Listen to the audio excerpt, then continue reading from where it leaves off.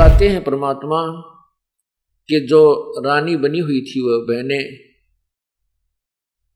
अच्छे अच्छे वस्त्र पहना करती थी, बहुमूल्य आभूषण पहना करती थी, परंतु परमात्मा याद नहीं किया। क्योंकि राजा लोग अपनी बेइज्जती समझते हैं कि हमारी बहन बेटी या पत्नी माँ बहन कोई किसी अन्य स्थान पर जावे तो उसकी हो जाती है। अपनी इज्जत समझते हैं बहन बेटियों को, कारों और कोठियों में रखने का,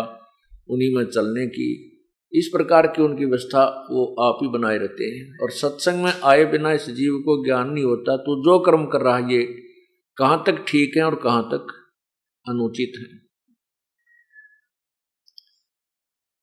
सत्संग में आने से वो रानी, वो बहनें जो अन्य भी साहूकारों की बेटी बहन स्त्रियां जो अच्छे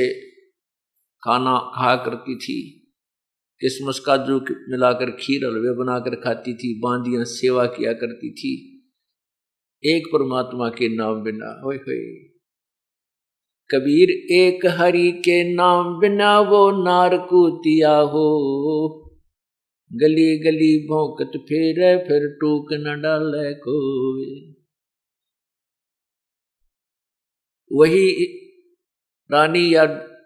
ऊंचे घर की, जो जिसको ऊंचा घर मानते हैं हम, लेकिन संत कहते हैं ऊंचा वो है जो बुरे काम से दूर हो, भगवान बचता हो, वो चाहे किसी जाति किसी मजहब का है। उसी को परमात्मा धनवान मानते हैं कि कबीर सब जग निर्धना धनवंता ना कोई, धनवान उसी को जानिए जिस पर राम नाम धन होए।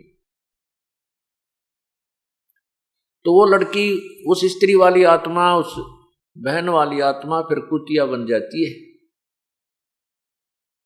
और कुतिया बन के उन्हीं महलों के बाहर गली में आकर के वो जन्म लेती है। सर्दी का मौसम होता है, ऊपर से वर्षा हो जाती है, ओले बर्फ गिर जाती है, और वो कुतिया, वही आत्मा जो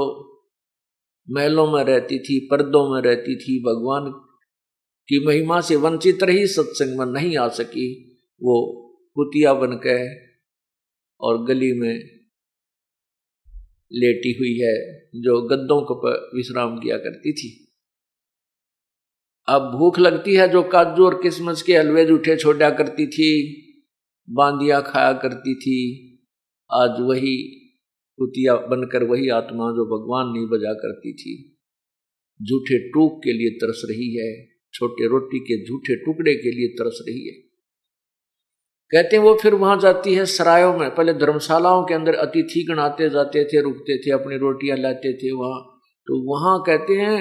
वो सराय के सामने खड़ी होकर वह रानी वाली आत्मा, और वहां शोर मचा रही है, हु कर रही है टूक के लिए। कुत्ता सामने बैठा होता है, खाना खाने वाला आहार कर रहा है, अपनी रोटी खा रहा है, और कुत्ता या कुतिया जो सामने बैठी है वो एक टूक के लिए ऐसे देखती रहती है, शायद अभी तेरी तरफ कोई ये फेंक दे, शायद अभी एक टूक तेरी तरफ फेंक दे, ऐसे देखते रहती, ऐसे जैसे अब आया है। लेकिन वो तो उसकी मर्जी है,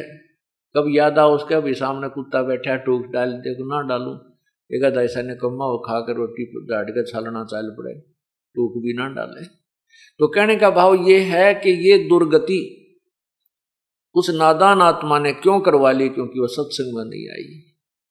संतों का संग नहीं किया, परमात्मा के महिमा से वंचित रही,